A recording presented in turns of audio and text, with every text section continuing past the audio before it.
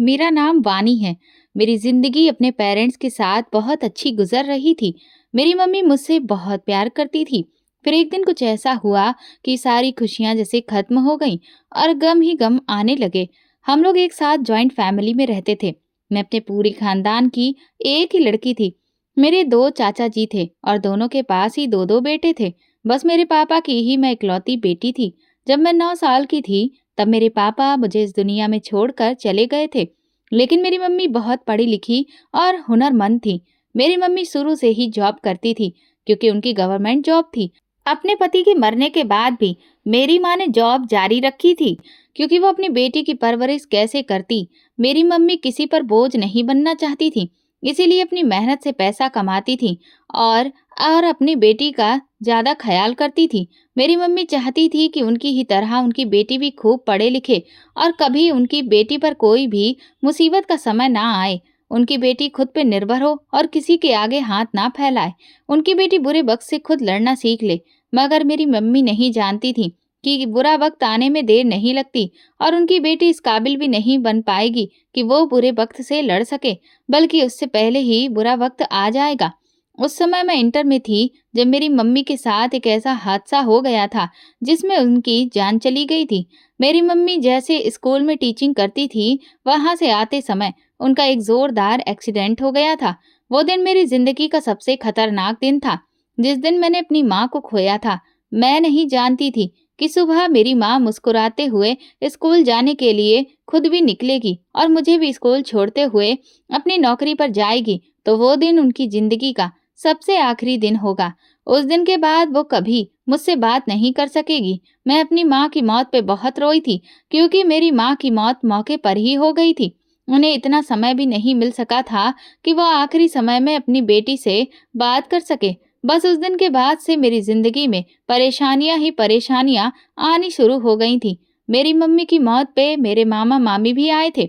वैसे तो मेरे 3 मामा थे और उन सभी की शादी हो चुकी थी। 2 मौसियां भी थीं, उनकी भी शादी हो गई थी। मेरी एक मौसी की मौत हो गई थी, जबकि एक मौसी और 2 मामा दूसरे शहर में रहते थे।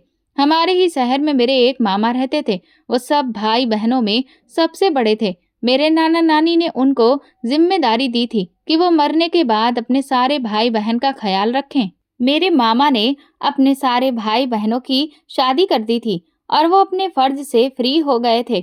उसके बाद उन पर कोई भी दबाव नहीं था। हम अपने मामा मामी के घरों पर कम ही जाया करते थे क्योंकि मेरी मम्मी को ज्यादा छुट्टियां नहीं मिलती थी। मैं अपने 2 चाचाओं के साथ ही रहती थी, इसीलिए मुझे कभी अपने किसी रिश्तेदार की कमी महसूस नहीं हुई थी।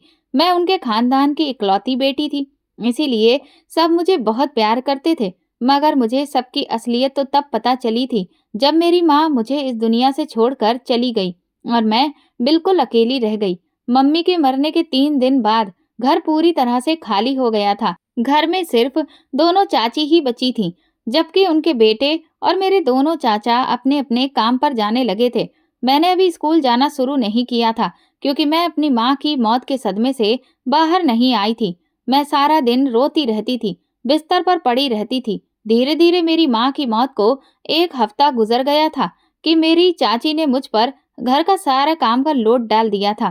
पहले तीनों देवरानी जेठानी साथ मिलकर घर के काम किया करती थी और तीनों में अच्छी दोस्ती थी, इसीलिए उन्हें घर के कामों का बोझ कभी पता ही नहीं चला। लेकिन अब मेरी मम्मी के मर जाने के बाद उन्होंने इस चीज का फायदा उठाया कि मैं उन लोगों पे बोझ बन गई हूँ। अब इस घर में रहूंगी तो वो लोग जैसा चाहे वैसा मुझसे करवा सकती हैं क्योंकि मेरे आगे पीछे अब कोई नहीं रहा था। चाचा भी ज्यादातर घर से बाहर ही रहते थे। जब रात को वो घर पे आते तो चाची ऐसे रिएक्ट करती जैसे मुझसे कोई काम ही नहीं करवाती हैं। इन लोगों ने तो लगता था कि अब मैं उन पे डिपेंड हूँ और अब सारी जिंदगी इनको ही मेरा बोझ उठाना है। मेरे तो दिन अब रो रो कर गुजरने लगे थे। मेरी समझ में आता था कि मैं क्या करूं। मेरी माँ की मौत को 15 दिन गुजर गए थे। इस बीच मेरे मामा जी मुझसे मिलने के लिए आए थे। मामा जी को देखकर मैं उनके गले से लगकर फूट फूट कर रोने लगी थी। मामा जी ने जब मुझे रोते हुए देखा तो वो मेरी चाची से पूछने लगे कि आखिर मेरी भांजी क्यों रो रही है। तो उन्होंने मामा जी से कहा कि हम आपकी बेटी के नखरे नहीं उठा सकते। आपकी बेटी सारा सारा दिन कमरे में बंद रहती है। हम चाहते हैं कि आप इसे अपने साथ ले जाएं। हमने इसीलिए आपको यहाँ पर बुलाया है। मामा जी को लगा था कि वो लोग कोई बहुत ज़रूरी बात करना चाहते थे, मगर वो लोग तो मुझे उनके साथ भेजना चाहते थे। मामा जी ने कहा कि कोई बात नहीं है, मैं अपनी भांजी को बिल्कुल अपनी बेटी की तरह रखूंगा। मामा जी ने मुझसे कहा था कि तुम अपना सामान पैक कर लो और मेरे साथ चलो। मैं सामान पैक करके अपने मामा जी के साथ चली गई थी। मुझे ये नहीं पता था कि मेरे आने के बाद मेरी चाची ने चाचा जी को क्या बताया था। ज़रूर उन लोगों ने उनसे झूठ ही बोल दिया होगा, कह दिया होगा कि आपकी भतीजी अपने मामा के साथ खुद अपनी मर्जी से गई है। मगर वो लोग तो मुझे भेज चुकी थी। मामा जी के घर जाने के बाद भी मेरी ज़िंदगी में सुकून नहीं आने वाला था, क्योंकि जब मैं मामा जी के साथ उनके घर गई, तो मुझे देखकर मेरी मामी और उनकी दोनों बेटियां खुश नहीं हुई थीं। उन लोगों के तो मुंह बन गए थे। मामा जी ने मुझे कमरे के अंदर जाने के लिए कहा था।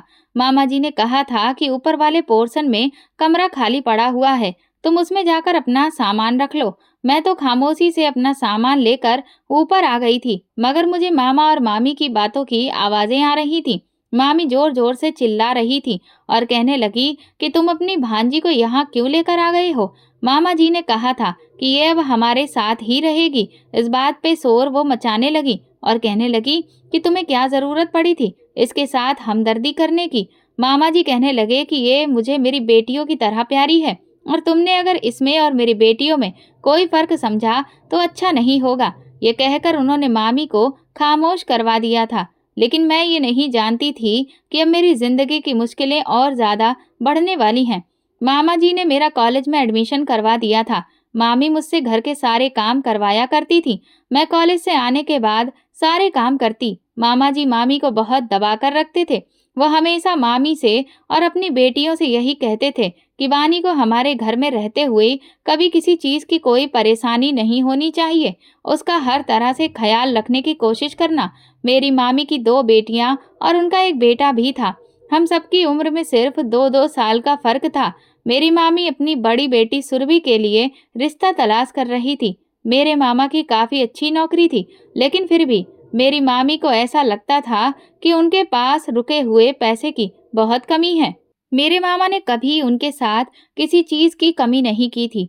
मामी चाहती थी कि वो अपनी बहू लेकर आए तो बहू भी अमीर परिवार की हो और दोनों बेटियों की भी अमीर ससुराल में ही ब्याह किया जाए। मामी जी अपनी बड़ी बेटी सुरभि के लिए किसी अमीर परिवार का रिश्ता तलाश कर रही थी, मगर अभी तक उनका रिश्ता नहीं लग पा रहा था। वैसे तो सुरभि के काफ़ी रिश्ते आ चुके थे, लेकिन अभी तक कोई ऐसा रिश्ता मेरी मामी को नहीं मिला था जिसमें मेरी मामी के हिसाब से कोई कमी ना हो। मैं बचपन से ही बहुत सीधे और सिंपल नेचर की रही थी। कोई अगर मुझसे ऊंची आवाज़ में बात करता तो मैं बहुत डर जाती थी। यही वजह थी कि मैंने अपनी मम्मी के मरने के बाद पूरे 15 दिन तक उनकी हर बात को खामोशी से बर्दाश्त किया था और मैं यहाँ आने के बाद मामी की भी हर बात को बर्दाश्त करती थी। मुझे मामी से बहुत डर लगता था। मैं अपनी मामी का हर कहना मानती थी, उनकी हर बात को अच्छी तरह से समझती थी। इसीलिए कभी मेरी मामी ने भी मुझसे गुस्से में बात नहीं की थी। मैं स्कूल जाती थी तो वहाँ पर भी मैं पढ़ाई में बहुत अच्छी थी। कभी टीचर्स ने भी मुझे गलत तरीके से बात करने की कोशिश नहीं की थी। लेकिन अब मुझे अपने ही रिश्तेदारों की ऐसी बातों को बर्दाश्त करना पड़ रहा था। मेरी कॉलेज की पढ़ाई भी बहुत अच्छी चल रही थी। मामी मुझे छोटी-छोटी बात पे डाँटती थी और मैं उनकी डाँट से बहुत डर जाती थी। मैं हमेशा डरी सहमी सी रहती थी। मेरे यहाँ आने के बाद 1-2 बार सुरभि को लड़के वाले देखने आए थे, तो मामी मुझे उन लोगों के सामने भी नहीं आने देती थी। उन्हें मेरी खूबसूरती से डर था कि कहीं लड़के वाले मुझे उनकी बेटी की जगह पसंद ना कर लें। जब तक मेहमान चले नहीं जाते थे, मैं कमरे में ही बंद रहती थी। मामी का बिहेवियर मेरे साथ बिल्कुल भी अच्छा नहीं रहता था। वो और उनकी बेटियां मुझे छोटी-छोटी बातों पर ताने देती रहती थीं। और फिर एक दिन ऐसा हुआ था कि मेरी मामी को सुरभि के लिए एक अच्छा और अमीर परिवार का रिश्ता और लड़का भी मिल गया था। उन लोगों ने भी सुरभि को पसंद कर लिया था। मेरी मामी की छोटी बेटी का नाम निक्की था। जब मेरी मम्मी जिंदा थी तो निक्की मुझसे बहुत मीठी-मीठी बातें करती थी। मुझे अपनी दोस्त की तरह समझती थी। लेकिन जिस दिन से मैं इस घर में आई थी, निक्की के तेवर तो बदल ही गए थे। वो बिल्कुल अपनी माँ की तरह रिएक्ट करती थी। मामी बहुत खुश थीं कि उनको उनकी पसंद के मुताबिक अपनी बेटी के लिए रिश्ता मिल गया था और अब दोनों परिवारों के बीच सारी बातें तय हो गई थीं।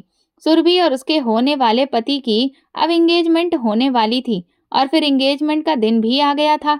सुरभि की एंगेजमेंट के लिए मामा जी मुझे बहुत अच्छे से कपड़े लाकर दिए थे। जिस तरह के कपड़े वो निक्की के लिए लेकर आए थे, इसी तरह के कपड़े वो मेरे लिए भी लेकर आए थे। मैं उन कपड़ों को पहनकर बहुत सुंदर लग रही थी। मामी जी ने मुझसे कहा था कि सारे काम तुम्हें देखने हैं, किसी चीज में कोई कमी नहीं होनी चाहिए। मैंने मामी जी से कहा था कि आप फिक्र ना करें। घर में ढेर सारे मेहमान आए हुए थे, लड़के वाले भी अभी आए नहीं थे। मैं कुछ सामान लेकर मामी जी के कमरे से निकल रही थी कि तभी अचानक मेरी एक जोरदार टक्कर हो गई। मैं जो सामान लेकर आई थी, वो सामान मेरे हाथों से गिर गया था। मैंने कहा कि आपको दिखाई नहीं देता क्या? मैं उस इंसान को डांट कर नीचे बैठ गई। मैं सारा सामान उठाने लगी, तभी वो इंसान मुझे बड़ी हैरानी से देख रहा था। उसने अपनी आंखों पर लगे हुए चश्मे को हटाकर गौर से मुझे देखा था। शायद इतनी मासूमियत भरी लड़की को उसने आज पहली बार देखा था। शायद मैं उसकी नजर को भा गई थी। मुझे उसका गौर से देखना कुछ खास पसंद नहीं आया था। मैंने जल्दी से अपना सामान उठाकर वहां से मामी जी के पास चली आई थी और फिर सुरभि की एंगेजमेंट का फंक्शन अच्छी तरह से हो गया था। मगर वो लड़का बार बार मुझे देख रहा था। वो जरूर मेरे मामा जी के बेटे मयंक का दोस्त होगा, क्योंकि उसने अपनी बहन की एंगेजमेंट में अपने सारे ही फ्रेंड्स को इनवाइट किया था। सुरभि की शादी की डेट कुछ दिन बाद की ही रख दी गई थी। इस दौरान मैं मामी के काम में बहुत हाथ बटा रही थी, मगर शादी की तैयारियों के चलते मैं कॉलेज भी नहीं जा पा रही थी और ना ही अपनी पढ़ाई पर ध्यान दे पा रही थी। ऐसा करने से मेरी पढ़ाई को बहुत नुकसान हो रहा था। लेकिन शादी की तैयारियों में बिजी होने की वजह से मामी जी मुझे जली कटी बातें नहीं सुना रही थी, क्योंकि उनका ध्यान शादी की तैयारियों में लगा हुआ था। कुछ दिन बाद जब सुरभि की शादी का दिन आया, तो मैं अभी भी घर के कामों में ही बिजी थी। इस दौरान मैं सुरभि के कुछ जरूरी कपड़े रखकर भूल गई थी, क्योंकि मुझ पे काम का लोड इतना ज्यादा था कि मेरी समझ में ही नहीं आ रहा था कि मैं कौन सा काम याद करूं और कौन सा नहीं, और कौन सी चीज मैं कहाँ पे रखकर भूल गई हूँ। इतने काम तो मैंने अपनी जिंदगी में कभी नहीं किए थे। एक साथ मुझ पर ढेर सारे काम आड़े जा चुके थे, इसीलिए मेरा दिमाग काम करना बंद कर गया था। मैं बहुत थक चुकी थी। मेरी समझ में नहीं आता था कि मैं क्या करूं, क्योंकि मुझे 1 मिनट भी आराम करने के लिए नहीं मिलता था और ना ही मुझे मेरी पढ़ाई करने को मिल रही थी। जब मैं सुरभि के कपड़े रखकर भूल गई, तो मामी को बहुत गुस्सा आया था। मामी ने मुझे अपने कमरे में बुलाया। वो मेहमानों के सामने ऐसे रिएक्ट कर रही थी जैसे वो मुझे अपने घर में रखकर बहुत एहसान कर रही हैं, जबकि ये एहसान उनका नहीं, मेरे मामा जी का था। बातें सुनाने के लिए उन्होंने मुझे कमरे में बुलाया और बहुत बुरी तरह से डांटा था। वो बार बार कह रही थी कि आखिर तुम मेरी बेटी के कपड़े रखकर कहाँ भूल गई हो। मैं मामी जी की अलमारी में बार बार तलाश कर रही थी। मुझे याद नहीं था कि मैंने मामी जी की अलमारी में ही तो सुरभि के सारे कपड़े रखे थे, मगर वो कपड़े अलमारी में नहीं थे। मैं अच्छी तरह से जानती थी कि मुझे मेरी गलती पर ही डांट सुनने को मिल रही है। अगर मैं कपड़े रखकर ना भूलती, तो शायद मुझे मामी इतना जलील ना कर रही होती। इस दौरान मामी ने मुझे कुछ ऐसा कह दिया जिससे मेरी आंखों में ढेर सारे आंसू ला दिए थे। मामी जी ने कहा था कि तुम इस घर में रह रही हो, तो ये मत समझना कि हमारे घर की फैमिली मेंबर बन गई हो। मैंने तुम्हें इस घर में अपने पति के कहने से रखा है और मैं तुम्हें इसीलिए बर्दाश्त करती हूँ, ताकि तुमसे अपने घर के काम भी करवा सकूं, वरना मुझे कोई जरूरत नहीं है। तुम जैसी लड़की को मैं अपने घर में जगह दूं। तुम पर हमने इतना बड़ा एहसान किया है। तुम्हें पढ़ाते हैं, लिखाते हैं, तुम्हें घर में रखते हैं, खाना देते हैं, तुम्हें यहाँ रहने के लिए अच्छा कमरा दिया गया है, तो इसके बदले तुमसे कुछ काम भी तो लेना चाहिए ना। ऐसा तो नहीं है कि तुम्हें मुफ्त में यहाँ रहने दें। मुफ्त में तो कोई नौकरानी को भी घर में जगह नहीं देता। तुम्हारी माँ मर गई और तुम हमारे सर पे आ गई हो। एक काम भी तुमसे ढंग से नहीं होता। यही वजह है कि तुम्हारी चाची ने वहां से तुम्हें यहाँ पर भेज दिया। तुम्हारी चाची को भी तुम्हारी हरकतें बर्दाश्त नहीं होती होंगी। तुम्हारी मनूस माँ इतना नहीं हुआ कि मरते समय तुम्हें भी अपने साथ लेती जाती, तुम्हें हमारे सर पर डाल गई। मामी की ऐसी बातें सुनकर मेरा दिल बहुत दुखा था। मैं फूट-फूट कर रोने लगी थी। रोते हुए अचानक मेरी नज़र मामी के कमरे में रखे हुए एक संदूक पर गई थी। मैं जल्दी से उस संदूक की तरफ गई क्योंकि मुझे याद आया था कि मैंने इसी संदूक में सुरभि के कपड़े रखे थे। मैंने जल्दी से वो खोला तो मुझे उसमें सुरभि के कपड़े दिखाई दे गए। मेरी जान में जान आ गई थी। मैंने मामी जी को वो कपड़े निकाल कर दे दिए और मैं खुद रोती हुई भागकर कमरे से बाहर निकली तो देखा कि फिर से मेरी टक्कर उसी लड़के के साथ हो गई थी। मुझे अब उस पर गुस्सा आ गया था। मैंने कहा कि तुम्हें कोई और काम नहीं है, हमेशा मुझसे टकराते रहते हो। आखिर क्या प्रॉब्लम है तुम्हारी? तुम जाते हुए वो मुझे देख रहा था क्योंकि वो उस समय किसी से फोन पर बात करता हुआ चलता आ रहा था। मैंने उसकी अच्छी खासी बेइज्जती कर दी थी। मैंने उसे बहुत बातें सुनाई थी। मैंने कहा था कि तुम जैसे लड़कों को मैं अच्छी तरह से जानती हूँ, बार बार मुझसे आकर टकरा जाते हो, आंखें खोलकर चलना सीखो। उसे मेरी इन बातों पे गुस्सा आ गया था क्योंकि उसके चेहरे से गुस्से भरे एक्सप्रेशन साफ दिखाई दे रहे थे, मगर मैं रो रही थी। मुझे गुस्सा उस पर नहीं आ रहा था, गुस्सा तो मुझे मामी की बातों पे आ रहा था। लेकिन जब मेरी उससे टक्कर हो गई तो मैंने अपना सारा गुस्सा उसी पर निकाल दिया था और मैं भागते हुए अपने कमरे में जाकर फूट-फूट कर रोने लगी थी। हम सब लोगों को मैरिज हॉल जाना था क्योंकि वहाँ पे बारात आने वाली थी। मैं अभी तक तैयार भी नहीं हुई थी। मामी जी ने मुझे काम ही इतने दे दिए थे। मैं काम निपटाने के बाद जब फ्री हुई तो मयंक मुझे अपने साथ मैरिज हॉल ले गया था। वहाँ पर भी मेरा सामना कई बार मयंक के दोस्त से हुआ था। वो बार-बार मुझे देखता था, मगर मैं उसकी तरफ से अपनी नज़रें फेर लेती थी। सुरभि की विदाई हो चुकी थी। मामी जी ने मुझसे कहा था कि दुल्हन के कमरे में जितना भी सामान है, वो सारा सामान गाड़ी में रखवा दो। मैं दुल्हन के कमरे के अंदर जैसे ही गई, तो फिर से मेरी टक्कर मयंक के दोस्त जय के साथ हो गई थी। अब की बार मुझे फिर से जय पे गुस्सा आ गया। मैंने कहा, "ये हर बार तुम्हारी टक्कर मुझसे ही क्यों होती है? और तुम यहाँ दुल्हन के कमरे में क्या कर रहे हो?" मैं उस पर बरस पड़ी थी। इस बार जय ने खामोशी जाहिर नहीं की थी, बल्कि वो तेज आवाज़ में बोल पड़ा था। वो कहने लगा, तुम मुझसे किस अंदाज में बात करती हो? मैं मानता हूँ कि पहली बार जब मेरी तुमसे टक्कर हुई थी तो मेरी गलती थी, क्योंकि मैं जब चल रहा था तो मैंने तुम्हारे ऊपर ध्यान नहीं दिया था कि तुम सामने से आ रही हो। लेकिन इससे पहले जब मेरी तुमसे टक्कर हुई तो मैं सामने ही देख रहा था। तुम खुद मुझसे आकर टकराई थी और अभी भी मैं इस कमरे में पहले से ही मौजूद हूँ। मैं कमरे से बाहर निकल रहा था जब तुम खुद इस कमरे के अंदर आई हो और तुम्हारी मुझसे टक्कर हो गई। तुम खुद ध्यान से देखकर नहीं चलती और बार-बार बातें मुझे सुनाती हो। मैं अचानक उसकी इतनी तेज आवाज़ के बोलने पर डर गई थी, क्योंकि मैं किसी के डाँटने पे अक्सर डर जाया करती थी। मैं खामोश हो गई और मैं कमरे के अंदर जाने लगी और सामान उठाने लगी। तभी वो कहने लगा कि ये सामान कहाँ लेकर जा रही हो? मैंने कहा कि मामी जी ने मुझसे कहा है कि ये सामान मैं गाड़ी में रखवा दूँ। तो वो कहने लगा कि रहने दो, तुम जाओ यहाँ से। मयंक ने मुझसे कहा है कि मैं ये सामान खुद गाड़ी में रखवा दूँगा। मैं कमरे से बाहर निकल आई थी, मगर मुझे एहसास हुआ था कि गलती मेरी ही थी। मुझे जिस तरह से उससे बात नहीं करनी चाहिए थी, पहले ये तो सोच लेना चाहिए था कि गलती मेरी ही है। मैं ही बार-बार, हर बार जल्दबाजी में भागते हुए उससे टकरा जाती हूँ। सुरभि की शादी होने के बाद भी मामी जी मुझे सुकून से नहीं रहने दे रही थी। मामी मुझसे घर के सारे काम करवाने लगी थी। अब तो वो मुझसे खाना भी बनवाया करती थी, जबकि मुझे खाना बनाना नहीं आता था। पहले सुरभि ही खाना बनाया करती थी। निक्की ने तो कभी कोई काम किया ही नहीं था। उसे सिर्फ इतना काम होता था कि वो अपने कॉलेज से आकर कमरे में बंद हो जाती थी और ना जाने किसके ख्यालों में डूबी रहती थी। सारा दिन आराम करने के अलावा उसे कोई दूसरा काम नहीं होता था।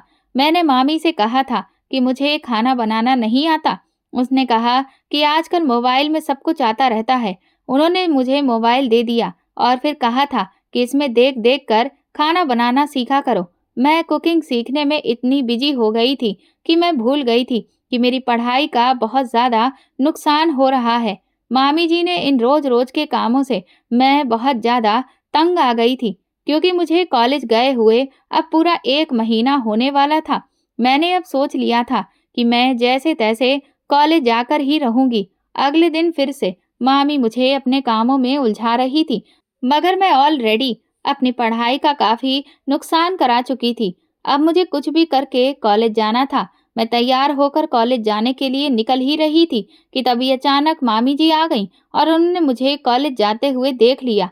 वो कहने लगी कि तुम कहाँ जा रही हो? मैंने कहा मामी जी, मैं कॉलेज जा रही हूँ। कॉलेज गए हुए मुझे काफ़ी दिन हो गए। मामी जी कहने लगी कि कोई ज़रूरत नहीं है कॉलेज जाने की, घर में बैठो और घर के काम-काज देखो। सुरभि की शादी हो गई है, अब तुम्हें भी घर के सारे काम देखने हैं।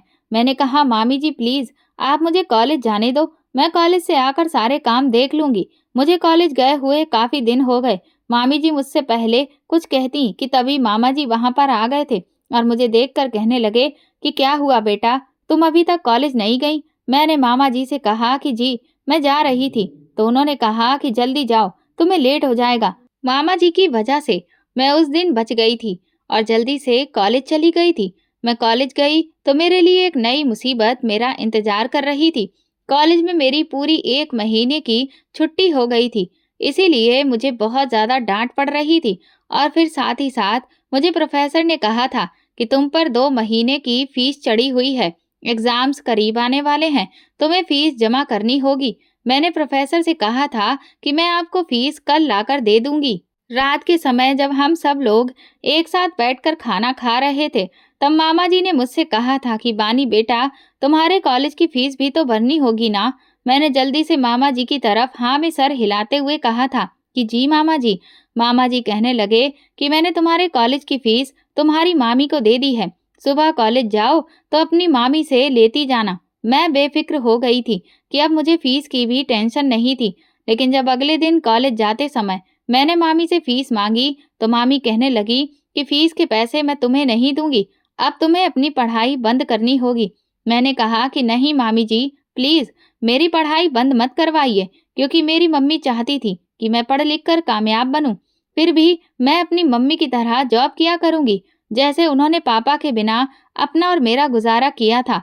मैं फिर आप पे बोझ नहीं रहूंगी, अकेले अपना गुजारा कर लिया करूंगी। मामी कहने लगी कि वाह, बड़ी अच्छी बात कही है। तुम्हारी मम्मी को पढ़ाने के लिए तो उनके माता-पिता जिंदा थे, मगर तुम तो हम लोगों के सहारे हो। ये जिम्मेदारी माँ-बाप ही उठा सकते हैं, रिश्तेदार नहीं। मामी ने कहा था कि कोई ज़रूरत नहीं है कॉलेज जाने की, मेरे पास कोई पैसे वैसे नहीं हैं। मैं रोने लगी और रोती हुई मामी के आगे गिड़गिड़ाने लगी कि प्लीज़ मामी, मुझे पैसे दे दो। मामा ने तो आपको फीस भरने के लिए पैसे दिए हैं ना, तो फिर आप मुझे पैसे क्यों नहीं दे रही हो? मामी ने जल्दी से मेरे बाल पकड़ लिए और कहने लगी कि अगर इस बारे में तुमने अपने मामा से कुछ भी कहा तो तुम्हारा इस घर में जीना दुश्वार कर दूंगी। आई बात समझ में? मैंने मामी से कहा कि मामी मेरे बाल छोड़िए, मुझे दर्द हो रहा है। ठीक है, मैं मामा जी से इस बारे में कुछ नहीं कहूंगी, लेकिन आप जो मेरे साथ कर रही हो वो बिल्कुल ठीक नहीं है। प्लीज मुझे फीस के पैसे दे दीजिए। मामी कहने लगी कि जा, नहीं देती मैं तेरे फीस के पैसे। अगर तुझे कॉलेज जाना है तो ऐसे ही पढ़ ले। फिर मामी ने मुझे एक जोरदार झटका देकर छोड़ा था। मैं अपने कमरे में जाकर फूट फूट कर रो रही थी। मैं पूरा दिन रोती रही थी। फिर शाम के टाइम पर मामी कमरे में आई और कहने लगी कि उठो और जाकर घर के कमरों में सफाई करो। मैं उठ गई थी और काम में लग गई थी। मैंने मामा मामी को आपस में बातें करते हुए सुना था। मामी मामा जी से कह रही थी कि कल शाम को निक्की को देखने के लिए लड़के वाले आ रहे हैं। लड़के की माँ ने फोन करके मुझसे कहा था कि वो हमारे घर रिश्ता लेकर आना चाहती है। मामा जी कहने लगे कि चलो, ये तो अच्छी बात है। हम चाहते हैं कि निक्की की पढ़ाई पूरी होते होते पहले उसका रिश्ता भी तय कर दें और जैसे ही उसका ये साल कंप्लीट हो जाए तो उसकी भी शादी कर देंगे। इस तरह निक्की भी अपने घर की हो जाएगी और उसके बाद मैं बानी के लिए रिश्ता तलाश करना शुरू करूंगा। मामी जी फिर से मामा की बातों पे गुस्सा हो रही थी। अगले दिन मैं डरते डरते फिर से कॉलेज चली गई थी। उस दिन भी प्रोफेसर ने मेरी बहुत इंसल्ट की थी। वो बार बार मुझसे फीस को कह रहे थे। मेरे पास फीस नहीं थी तो मैं उन्हें कहाँ से लेकर देती। मेरे एग्जाम्स करीब आ रहे थे, जिसके लिए मुझे फीस देना बहुत जरूरी था। अगर मेरे पास फीस की ड्यूज क्लियर नहीं होते तो मुझे एग्जाम्स में बैठने नहीं दिया जाता। उस दिन भी कॉलेज से मैं अपनी बहुत बेइज्जती करवा कर घर आई थी। मामी जी ने मुझसे कहा था कि जल्दी से काम में लग जाओ। चेंज करते ही मैं घर के काम में लग गई थी, क्योंकि निक्की को लड़के वाले देखने आ गए थे। मैं उन लोगों के सामने सारा नाश्ता भी लगा चुकी थी। मामी जी ने मुझे मेहमानों के सामने आने से मना किया था। मैं किचन में जाकर खामोशी से खड़ी हो गई थी। मैंने निक्की को चाय की ट्रे थमा दी थी। वो वहाँ कमरे में चली गई। मैं अभी भी किचन में ही बैठी हुई थी। कुछ ही देर गुजरी थी कि निक्की रोती हुई किचन में आई। उसको रोते हुए देखकर मैं अचानक घबरा गई। मैं उससे कहने लगी कि निक्की, क्या हुआ? तुम क्यों रो रही हो? निक्की ने मेरा जोर से हाथ झटक दिया और कहने लगी, तुम्हें नहीं पता कि तुम मेरे साथ मुझे नहीं पता था कि तुम मेरे साथ ऐसा भी कर सकती हो। मम्मी तुम्हारे साथ बिल्कुल सही करती है। तुम्हारे साथ ऐसा ही होना चाहिए। मैंने कहा, निक्की तुम्हें क्या हो गया है? क्यों ऐसी बातें कर रही हो? आखिर मैंने क्या कर दिया? निक्की कहने लगी कि तुम जानती हो कि मैं जय से कितना प्यार करती हूँ। कल जब जय की माँ की कॉल आई थी कि वो हमारे घर अपने बेटे का रिश्ता लेकर आ रही हैं, तो मैं समझ गई थी कि जरूर जय अपने पेरेंट्स को मेरे लिए ही भेज रहा है, क्योंकि शुरू से ही जय और मेरी अच्छी दोस्ती रही है। वो मेरे भाई का दोस्त होने के साथ साथ मेरा दोस्त भी है। मैं उसे पसंद करती थी, मगर आज जब उसकी मम्मी ने मेरी जगह तुम्हारा रिश्ता जय के लिए मांग लिया तो मेरे होश उड़ गए। तुमने मेरी जिंदगी में जहर घोल दिया है। मैं तुम्हें कभी माफ नहीं करूंगी। मैंने निक्की को बहुत यकीन दिलाने की कोशिश की कि इसमें मेरी कोई गलती नहीं है, मैं कुछ नहीं जानती, मगर उसने मेरी एक न सुनी। वो रोती हुई किचन से चली गई थी। मामी ने जय की मम्मी से कह दिया था कि हम आपको अभी कोई फाइनल जवाब नहीं दे सकते। मैं अपने हस्बैंड से डिस्कस करके आपको बता दूंगी। जय की मम्मी वहां से चली गई थी। मामी ने मुझे भी ढेर सारी बातें सुनाई थी, क्योंकि मामी ये बात अच्छी तरह से जानती थी कि निक्की जय को पसंद करती थी, मगर न जाने क्यों जय के घर से मेरे लिए रिश्ता आ गया था। एक तो मैं पहले से ही परेशान थी, ऊपर से सारा दिन मामी और निक्की ने मुझे उल्टी सीधी बातें सुना सुना कर परेशान कर दिया था। रात के टाइम पर जब मामा जी घर आए तो मामी ने उन्हें एक ही घूंट लगाकर सारी बातें बता दी। उन्होंने मामा जी को ये नहीं बताया कि जय की माँ खुद हमारे घर अपने बेटे का रिश्ता मेरे लिए लेकर आई थी। मामी ने मामा को इस तरह से बताया था, मेरा जय के साथ अफेयर चल रहा है। अमीर बाप का बेटा देखकर मैंने खुद अपनी मोहब्बत के जाल में जय को फंसा लिया। मामी तो शुरू से ही यही चाहती थी कि उनकी बेटी की शादी जय से हो जाए। अब जब रिश्ता मेरा आया था तो मामी चाहती थी कि उनकी बेटी की शादी जय से नहीं हो सकती तो मेरी भी ना हो। उन्होंने मुझ पे बहुत सारे ऐसे इल्जाम लगाए थे जिनको मैं बर्दाश्त नहीं कर सकती थी और खामोशी से सुनकर रोती रहती थी। जब मामा जी मुझे कमरे में बुलाया तो मामा जी कहने लगे कि बेटा, तुम्हारे लिए जय के घर से रिश्ता आया है। क्या तुम ये शादी करना चाहती हो? क्या तुम जय को पसंद करती हो? मैंने मामा जी से कहा था कि नहीं मामा जी, मैं जय को पसंद नहीं करती। मेरे और उसके बीच कुछ भी नहीं चल रहा। मैं नहीं जानती कि उसके घर से रिश्ता क्यों आया है। मैंने मामा जी से कहा था कि मैं ये शादी नहीं करना चाहती, क्योंकि जो इल्जाम मामी ने मुझ पर लगाए थे मैं उन्हें सच साबित नहीं करना चाहती थी। मैंने जब मामा जी से इस रिश्ते से इनकार कर दिया तो मामी के चेहरे पर मुस्कुराहट आ गई थी और मामी ने फौरन ही इस रिश्ते के लिए जय की मम्मी से मना कर दिया था। मगर अगले दिन फिर से जय की मम्मी हमारे घर आ गई थी और उन्होंने मामा जी से इस बारे में बात की थी। उन्होंने कहा था कि हमारा बेटा आपकी भांजी को पसंद करता है, वो आपकी भांजी को बहुत खुश रखेगा। मेरे मामा जी ने कह दिया था कि हमारी भांजी आपके बेटे को पसंद नहीं करती, उसने इस रिश्ते के लिए साफ इनकार कर दिया है। मगर फिर भी जय की मम्मी ने मामा जी से कहा था कि मैं बड़ी उम्मीद से आपके यहाँ आई हूँ, एक बार आप अपनी भांजी को समझा कर तो देखिए। मामा जी ने मुझे अपने कमरे में बुलाया था। मामा जी ने मुझसे कहा था कि बेटा, मैं जानता हूँ तुम्हारी मामी तुम पे गलत इल्जाम लगा रही है और तुम इस रिश्ते के लिए इसीलिए मना कर रही हो ताकि ये इल्जाम साबित ना हो जाए और ये सच ना हो जाए। लेकिन मैं तुम्हें बहुत अच्छे से जानता हूँ बेटा, तुम बहुत सीधी लड़की हो। तुम इस बात की फिक्र मत करो। अगर लड़के ने तुम्हें पसंद किया है तो ये तुम्हारा भाग्य है, क्योंकि वो लड़का एक अमीर फैमिली से बिलोंग करता है और अच्छे परिवार से है। ऐसे रिश्ते शायद तुम्हें कभी नहीं मिलेगा। तुम्हें भी मेरी बेटी ही हो। मुझे लगा था कि ये रिश्ता निक्की के लिए आएगा, मगर लड़का तो तुम्हें पसंद करता है। इसका मतलब ये है कि तुम्हारा नसीब इस लड़के के साथ जुड़ा हुआ है। मैं चाहता हूँ कि तुम्हारी शादी इसी लड़के के साथ हो और मुझे उम्मीद है कि तुम इस रिश्ते से अब इनकार नहीं करोगी। मामा जी की बात सुनकर मैंने नजर झुका ली थी और मैं कमरे से बाहर निकल आई थी।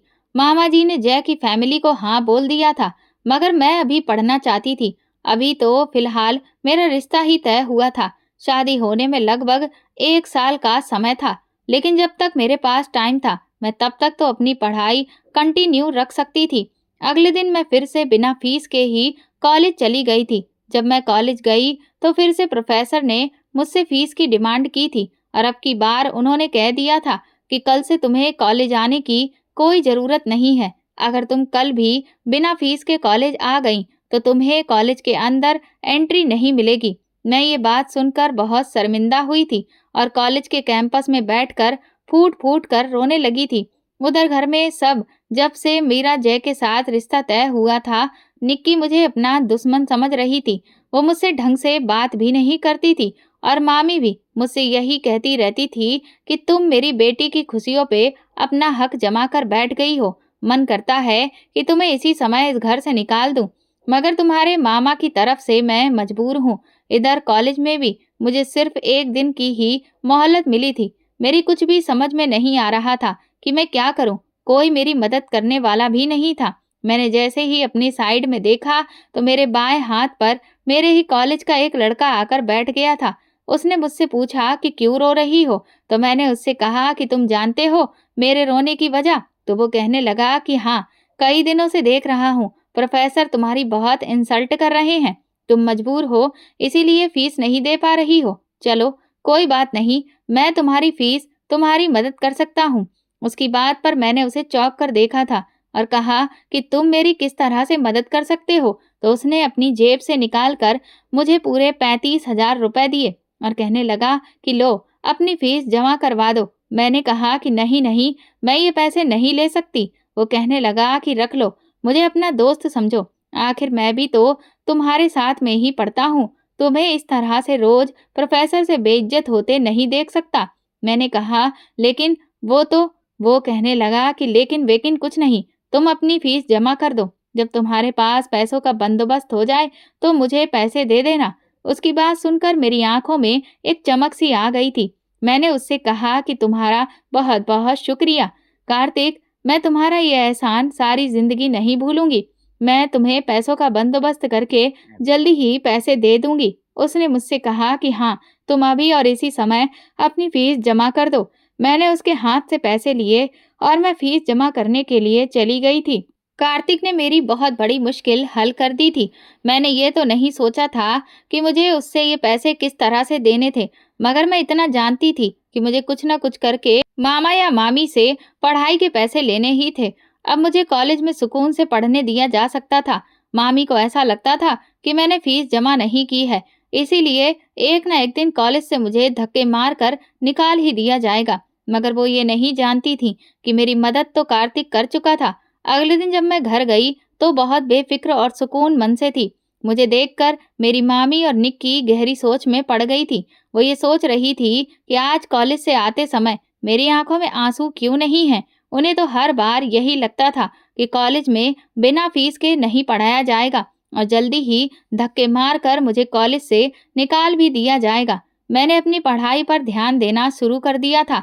2-3 दिन तक मैं कॉलेज गई तो कार्तिक कॉलेज नहीं आ रहा था। उसके दोस्तों ने बताया था कि उसकी तबीयत ठीक नहीं है, मगर मैं अभी भी यही सोच रही थी कि मुझे कुछ न कुछ करके कार्तिक के पैसे वापस देने होंगे। मैं हिम्मत करके अब मामा जी से ही बात करने वाली थी, क्योंकि मैंने सोच लिया था कि मैं कुछ भी करके अपनी पढ़ाई कंप्लीट करके ही रहूंगी। पैसों का इंतजाम अभी नहीं हो सका था, क्योंकि मामा जी कुछ दिनों के लिए अपने काम के सिलसिले में शहर से बाहर गए हुए थे।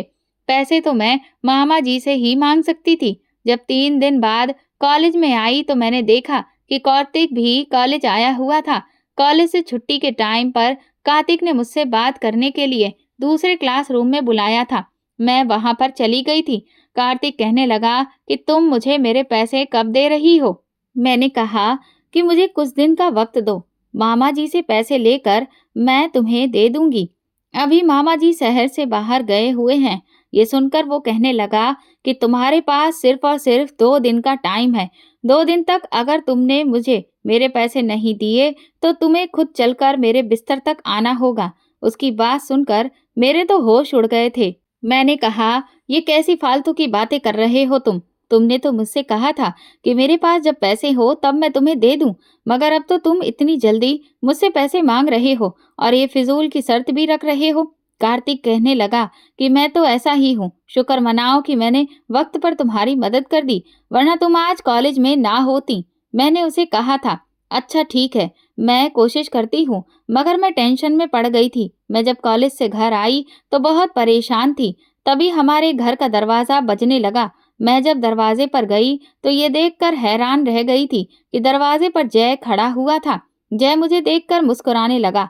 मैं दरवाज़ा बंद करके जैसे ही पीछे पलटी तो उसने मेरा हाथ पकड़ लिया और कहने लगा, आज गुस्सा नहीं करोगी? मैंने उससे कुछ नहीं कहा क्योंकि मैं बहुत परेशान थी। वो फिर से मुझसे कहने लगा कि मैं तुमसे बात करने के लिए ही आया हूँ। मैंने उसका हाथ झटके से छुड़ाया और मैं भागकर अपने कमरे में आ गई थी। मैं नहीं चाहती थी कि वो हम दोनों को बात करता हुआ मामी या फिर कोई देख ले। जय मयंक के साथ चला गया था और फिर रात का टाइम हो गया था। मुझे फिक्र थी कि कल को मुझे कॉलेज जाना है। मुझे अभी के अभी मामी से ही बात करनी होगी। इसीलिए मैं हिम्मत करके मामी जी के पास गई और देखा तो उनके पास निक्की भी बैठी हुई थी। मैंने मामी जी से कहा कि मामी जी प्लीज़ मुझे फीस के पैसे दे दीजिए, मैं आगे पढ़ना चाहती हूँ। मामी जी कहने लगी कि अभी तक तुम्हारे कॉलेज वालों ने तुम्हें निकाला नहीं, तुम पर तो काफ़ी फीस चढ़ चुकी है। मैंने कहा कि कॉलेज वाले तो मुझे निकालने ही वाले थे, मगर मेरा एक कॉलेज का दोस्त है, उसने मेरी फीस के उधार पैसे मुझे दे दिए, लेकिन वो अब मुझसे अपने पैसे मांग रहा है। आप प्लीज़ मुझे पैसे दे दीजिए, मैं उसको उसके पैसे वापस कर दूंगी। मेरी बात निक्की बड़े ध्यान से सुन रही थी। मामी जी कहने लगी, नहीं, मेरे पास कोई पैसे नहीं है, दोबारा किसी से मदद मांग लो। मेरे लाख समझाने पर भी मामी ने मुझे पैसे नहीं दिए थे और मैं शर्मिंदा होकर उनके कमरे से निकल आई थी। सारी रात मुझे टेंशन हो रही थी। दूसरी तरफ कार्तिक मुझे ब्लैकमेल कर रहा था। मैं कॉलेज गई तो फिर से उसने वही बात कही थी और कहा था कि तुम्हारे पास सिर्फ 24 घंटे रह गए हैं। फिर जब मैं घर आई तो मामी मुझे अपने साथ बाजार ले जाने लगी। मैं उनके साथ बाजार चली गई। हमारे साथ निक्की भी गई थी। हम लोग एक शॉपिंग मॉल में थे जब अचानक मेरी नज़र कार्तिक पर पड़ी थी। मैं कार्तिक को देखकर बहुत घबरा गई थी। कार्तिक मुझे बार बार बात करने के इशारे कर रहा था। मैं नहीं जानती थी कि मैं मामी और निक्की के सामने कार्तिक से बात कैसे करूं। इसीलिए मैं उन दोनों से बहाना बनाकर मॉल के दूसरी तरफ चली गई थी। मैं वहां पर गई तो कार्तिक कहने लगा कि तुम्हारे पास सिर्फ 16 घंटे बाकी रह गए हैं। अगर तुमने मुझे मेरे पैसे वापस नहीं दिए तो कल मेरे घर आ जाना। तुम्हें याद है ना कि तुम पर मेरे पैसे बन रहे हैं। मैंने कहा कि प्लीज कार्तिक, मुझ पर ये जुल्म मत करो, मैं पैसों का इंतजाम कर रही हूँ ना, तुम्हारे पैसे तुम्हें मिल जाएंगे। मुझे नहीं पता था कि तुम मेरी मदद नहीं कर रहे हो, बल्कि मुझे ब्लैकमेल करने के लिए ये सब कुछ कर रहे हो। मैं तो कभी तुमसे मदद ना लेती। कार्तिक कहने लगा कि मुझे तो बस 16 घंटे बाद या तो अपने पैसे चाहिए या तुम सीधे सीधे मेरे घर चली आना। मैंने मॉल में रोना शुरू कर दिया था। मैंने कहा था कि अच्छा, अभी मैं जा रही हूँ, अगर किसी ने मुझे तुमसे मिलते हुए देख लिया तो बहुत बड़ी मुश्किल हो जाएगी। मैं वहां से हट गई थी। सारी रात मुझे टेंशन की वजह से नींद नहीं आई थी। सुबह जब मैं उठी तो घर के टेलीफोन पे किसी की कॉल आ रही थी। मैं इस समय किसकी कॉल ले हो सकती थी? उस टाइम पर वहां पे कोई भी नहीं था। मैंने कॉल रिसीव कर ली तो देखा कि अभी भी कार्तिक ही कॉल पर था और वो मुझसे कह रहा था कि तुम्हें याद है ना कि 1 घंटे बाद तुम्हें मेरे घर आना है। आज कॉलेज नहीं जाना। आज मैं भी कॉलेज नहीं जाऊंगा। मैं अपने घर में अकेला हूँ और तुम्हारा इंतजार कर रहा हूँ। उसकी बात सुनकर मैंने रोना शुरू कर दिया था। मैंने कहा था कि प्लीज मेरी बात तो सुनो, जैसे ही पैसों का इंतजाम होता है मैं तुम्हें दे दूंगी। मगर वो तो कुछ सुनने के लिए तैयार ही नहीं था। उसने मुझसे कहा था कि अगर तुम 1 घंटे के बाद मेरे घर नहीं आई तो मैं वहां आकर तुम्हें उठाकर ले जाऊंगा। तुम्हारे घर वाले भी कुछ नहीं कर सकेंगे। मैं बहुत डर गई थी। रोने के अलावा मेरे पास कोई दूसरा ऑप्शन नहीं था। मैं खामोशी से कॉलेज जाने के लिए तैयार हुई और धीरे धीरे मेरे कदम कार्तिक के घर की तरफ बढ़ने लगे। मेरे कुछ भी समझ में नहीं आ रहा था। सारे रास्ते मैं यही सोचती रही कि मेरे साथ अब न जाने क्या होने वाला है। मैं जैसे ही कार्तिक के घर पहुंची तो कार्तिक मुझे देखकर बहुत खुश हुआ था। उसने कहा, क्या हुआ, पैसों का बंदोबस्त नहीं हुआ क्या? मैंने कहा, तुम मुझे कुछ समय की मोहलत और दे दो, तो वो कहने लगा कि नहीं, ऐसा नहीं हो सकता, अब कोई मोहलत नहीं, अब तुम मेरे बिस्तर तक खुद चलकर आओगी। ये कहते हुए जब कार्तिक ने मेरे कंधों पर हाथ रखा तो अचानक किसी ने उसको धक्का दिया। ये देखकर मैं दंग रह गई थी कि ये कौन था। मैंने जैसे ही पलटकर देखा तो जय खड़ा हुआ था। जय ने कार्तिक का कॉलर पकड़ लिया और उसे मारना पीटना भी शुरू कर दिया था। मैं बहुत डर रही थी। जय ने उसको बहुत मारा था। कार्तिक बार बार जैसे कह रहा था कि इस लड़की ने मुझसे पैसे लिए हैं, अब ये मेरे पैसे नहीं दे रही है। जय ने अपनी जेब से निकाल कर पैसे उसके मुंह पे मारे थे और उससे कहने लगा, अगर आज के बाद तुमने इस लड़की या फिर किसी भी लड़की को इस तरह से ब्लैकमेल किया तो ये उसकी मजबूरी का फायदा उठाने की कोशिश की तो ये अच्छा नहीं होगा। मैं तुम्हें छोड़ रहा हूँ, चाहूँ तो अभी के अभी पुलिस के हवाले भी कर सकता हूँ। जय ने जल्दी से मेरा हाथ पकड़ा और वो मुझे वहां से ले आया था। मैं देख रही थी जय को बहुत गुस्सा आ रहा था। वो गुस्से में गाड़ी चला रहा था मगर मुझसे कोई भी बात नहीं कर रहा था। मैं बहुत डर गई थी। मैं बस रोए जा रही थी कि अब न जाने क्या होगा। जय मुझे घर के अंदर ले गया तो देखा तो वहां पे मामा जी भी आ चुके थे। जय ने मेरा हाथ पकड़कर झटके से मुझे मामा जी की तरफ किया। मैं रो रही थी। मेरी हालत देखकर मामा जी बहुत घबरा गए थे। जय ने मामा जी को सब कुछ बता दिया और कहने लगा कि आज मैं इसे बचाकर लेकर आया हूँ, न जाने इसके साथ क्या होने वाला था। मामा जी को यह सब सुनकर एक जोरदार शॉक लगा था। मामा जी ने मामी से कहा, तुमने इसे फीस के पैसे नहीं दिए थे? मैं तो हर महीने तुम्हें पैसे दिया करता था। मामी खामोशी से सुनती रही और कहने लगी कि आप इसका गुस्सा मुझ पर क्यों उतार रहे हो? क्या पता इसका कॉलेज में किन किन लड़कों के साथ अफेयर चल रहा है और ये लड़की उसके घर तक ही गई ही क्यों थी जो आज इतनी बड़ी नौबत आ गई थी। जय बोल पड़ा और कहने लगा, ये तो मजबूरी में गई थी वहां पे क्योंकि उस लड़के ने इसको फीस के पैसे दिए थे और अब वो इसे ब्लैकमेल कर रहा था। तभी जय ने निक्की की तरफ देखा और कहने लगा कि निक्की, तुम तो मुझे पिछले 3 दिनों से बेवकूफ बना रही हो। कहती हो कि उस लड़के के साथ बानी का अफेयर चल रहा था। तुमने मुझे बानी के शॉपिंग मॉल के पिक्स भेजे और कॉलेज में भी जब ये दोनों आपस में बातें कर रहे थे वो फोटो भी भेज दिया, मगर मेरा दिल नहीं मान रहा था। मैंने बानी पे नजर रखी हुई थी। आज जब मैंने उसे कॉलेज के बजाय उस लड़की के घर की तरफ जाते हुए देखा तो मैं इसका पीछा करने लगा और वहां जाने के बाद जब मैंने देखा तो ये रो रो कर गिड़गिड़ा रही थी। उससे कह रही थी कि प्लीज मुझे जाने दो, वो पैसों का बंदोबस्त कर देगी। तो मुझसे रहा नहीं गया। तुम कितनी घटिया हो निक्की, तुम इस पर इल्जाम लगा रही थी। निक्की खामोश हो गई थी। मामा जी ने निक्की को कहा था कि तुमने ये सब कुछ क्यों किया? तो निक्की कहने लगी कि मैं और क्या करती पापा, मैं तो जय से प्यार करती थी। जय से मैं शादी करना चाहती थी मगर जय ने इसको ही पसंद कर लिया। मुझसे ये सब बर्दाश्त नहीं हुआ, इसीलिए मैं इस बानी के मुंह से सुनना चाहता था। ये सुना था कि इसके कॉलेज में किसी लड़के ने इसकी मदद की तो मैंने सोचा कि मुझे इसके और जय के बीच फूट डालनी होगी, मगर मेरी लाख कोशिशों के बावजूद भी जय ने इस पर शक नहीं किया। ये कहकर निक्की खामोश हो गई थी, लेकिन मामा जी को इन दोनों माँ बेटी पर बहुत गुस्सा आ रहा था। मामा जी और मामी को डांटे और कहने लगे, ये तो अच्छा हुआ कि आज समय पे वहां पर जय पहुंच गया। अगर जय वहां ना पहुंचता तो न जाने बानी के साथ वो लड़का क्या करता। मामा चिल्लाते हुए कहने लगे कि तुम्हें पता भी है कि उसकी इज्जत भी जा सकती थी। एक गलती की वजह से ये कितनी बड़ी परेशानी से गुजरी है। मामी जी कहने लगी कि आप इसे जितना सीधा समझते हो ये बिल्कुल भी ऐसी नहीं है। मामी जी कहने लगे कि मैं इसको अच्छे से जानता हूँ, इसके सर पे माँ बाप का साया नहीं है। बेचारी हमारे घर में रहती है, हमारी जिम्मेदारी है। अगर एक वक्त में तुम्हारी बेटी के साथ ऐसा हो जाए तो तुम्हें कैसा लगेगा? मामा जी ने जय की तरफ देखा और कहने लगे, बेटा तुम्हारा बहुत बहुत शुक्रिया अदा करता हूँ, तुमने वानी को बचा लिया। मैं जल्दी ही तुम्हारी शादी बानी के साथ करवा दूंगा। मामा जी कहने लगे कि बानी बेटा, अगर तुम्हारी मामी ने तुम्हें पैसे नहीं दिए तो तुम्हें उस लड़के की मदद नहीं लेनी चाहिए थी। एक बार मुझसे भी तो पूछ लेना चाहिए था, मैं तुम्हें पैसे दे देता। मैंने कहा कि मामा जी, मगर मुझसे मामी ने कहा था कि अगर तुमने इस बारे में कुछ भी अपने मामा को बताया तो ठीक नहीं होगा। मामा जी को फिर से इतना गुस्सा आया कि वो मामी और निक्की को घूर कर देखने लगे। मामी जी वहां से जा चुकी थीं। उसके बाद निक्की और मामा भी वहां से चले गए थे।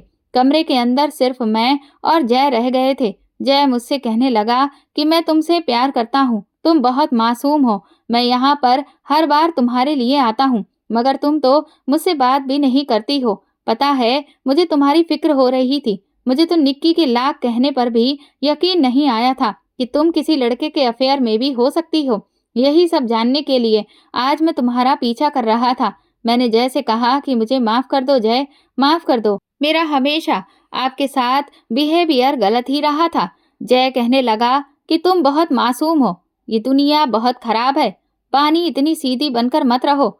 सीधे लोगों को ये दुनिया आसानी से जीने नहीं देती। जय की बात सुनकर मैंने सोच लिया था कि अब मुझे लोगों से डरना नहीं है। अगर मैं जितना लोगों से डरूंगी, लोग मुझे उतना ही डराएंगे। मुझे साहस दिखाना होगा और फिर मैंने ऐसा ही किया था। जिंदगी में काफी समय गुजर गया था, लेकिन मैं उस दिन के बाद कभी नहीं डरी। लोग औरत को कमजोर समझते हैं और सबसे ज्यादा कमजोर उस औरत को समझते हैं जिनके आगे पीछे कोई नहीं होता। मगर अब मुझे जय का साथ मिल गया। उसने मुझे हमेशा बहुत सपोर्ट किया, मेरी एजुकेशन कंप्लीट करवाई, मुझसे शादी की। जब मैं अपने ससुराल विदा होकर चली गई तो मामी जी का मूड भी मेरी तरफ से ठीक हो गया। निक्की ने भी मुझसे अपने किए की माफी मांग ली थी। आज मैं जय के साथ एक खुशहाल जिंदगी जी रही हूँ और उम्मीद करती हूँ कि जो लड़कियां मेरी कहानी सुन रही हैं वो भी ऐसे लोगों से डरना छोड़ दें जो आपकी कमजोरी का फायदा उठाकर आपको डराते हैं, बल्कि हिम्मत और समझदारी से काम लें।